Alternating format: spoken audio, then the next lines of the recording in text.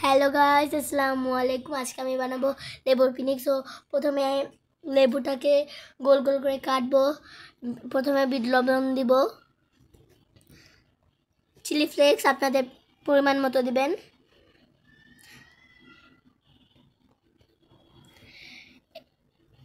এরপরে মরিচের গুঁড়া দিব,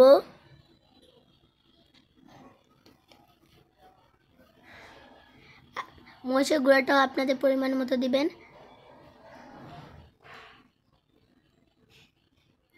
এরপরে লবণ দিবেন,